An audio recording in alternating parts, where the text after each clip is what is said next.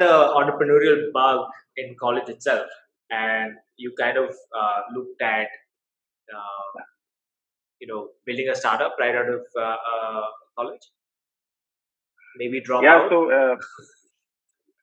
well, we had this first business plan competition ever at IIT, and we had a couple of IIT Kanpur alumni who would come from Silicon Valley to judge it, and we were first runner-up, so second prize essentially at that competition, and there was talks of angel money and all that going on for getting like $25,000 to start up something. At that time, it was I think just enthusiasm, and we didn't even know how to write a business plan, to be honest. Sure. um, so you go to Nice and join Amadeus, right? And you work in the team for a couple of years.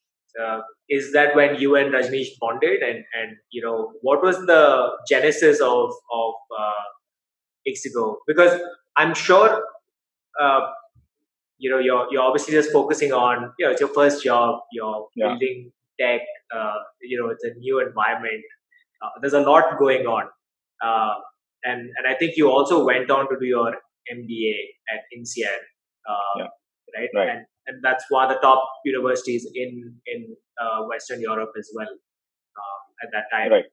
Rajneesh, he was my hostel wingmate. In fact, he was a sidey, so the next room to mine in hostel, and for all the 4 years actually. So Rajneesh I knew very, very well, and we did get along, and we had a common love for everything computing, and it so happened that we both landed a job at Amadeus together, right? So Rajneesh, in fact, was not well around the time when we had to go and join, and so he wanted to rethink about his joining, and I was like, dude, once in a lifetime opportunity, we need to go. Let's get packing, right? So we actually joined together, and we ended up taking a flat together as well. So we were flatmates for 4 years. So that sort of made the bonding stronger because we were never roommates earlier. We were just wingmates. But I think when you do the dishes together, or you end up, spending more time, I think that's what led to more creative ideas around things. And we always wanted to do something together at some point, but the opportunity only came after I finished my business school. And honestly, one of the reasons that led me to think about it was that I didn't land a job that I really wanted. So interviewed for a lot of consulting firms, and most of them told me that I can't think straight. So didn't really make it to my dream big four consulting jobs. And then I decided to move back to India immediately because I said that if I want to do something else in industry or do something on my own, it's gonna be then in India, because India was looking like the most exciting place to be. Continues to be actually even now. So yeah, I moved back. I actually first joined a mid-sized travel technology company. Wanted to stay close to travel. That was an industry I really developed a love for during my stint at Amadeus. And then, kept in touch with Rajneesh on calls and Skype and all that. And we just had one moment in 2006 when everything fell into place, and we said, let's do it right now, right? So decided to just go and quit my job. So I'd worked for almost 8 months by then in that job, but the bug was already there. And then convinced Rajneesh to also quit and fly down here. That's how things started. So in that time, 2006, like you mentioned, where things kind of fell into place, I would imagine very few investors and angels were in India. But thinking about it in 2006, there were PE funds, which probably have a very different mindset. But India was still opening up to technology, etc. It was mostly your Infosys and your TCSs, etc. that kind of had it. And there was obviously the BPOs where a lot of investment had gone in from global players. So how did you navigate that? How was the first year for you? Yeah, so it was a tough fundraise environment for two reasons. One is that three OTAs had already raised money by the time we launched. So there was, in fact, four. So Clear Trip, Make My Trip, Yatra, Travel Guru. Um, three of them are still around. And the other thing was that I think in general there were like very few VC funds, very few early stage investors in India. Like you could literally count them on your finger, right? And we had we actually met all of them. Probably there were like 8 or 9 of those.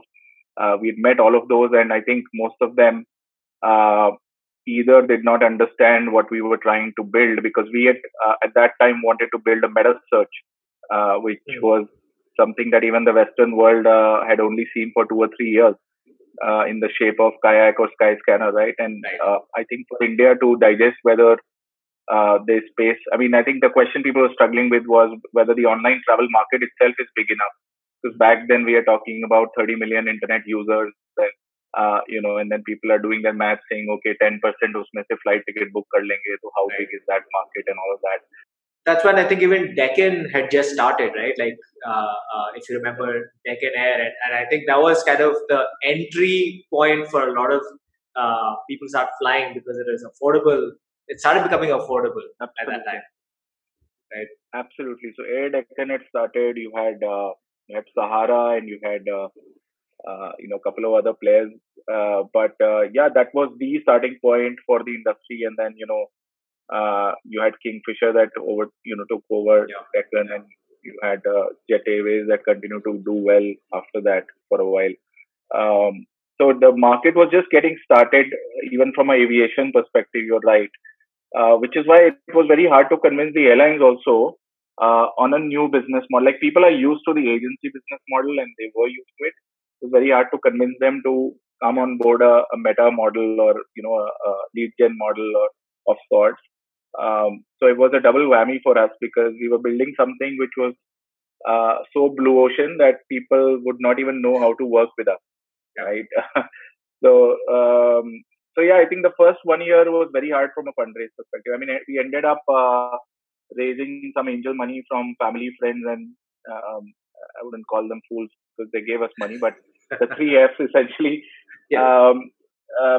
But that was largely the set we raised our first few $100,000 from, and both of us were actually in a lot of financial duress ourselves. So I used up all my savings on the business school fees, and I still had a loan, in fact, to pay off from that. And secondly, Rajneesh was also going through some, financial needs of his own in his family. That was, for both of us, like it was a drag on our personal savings and resources beyond a point.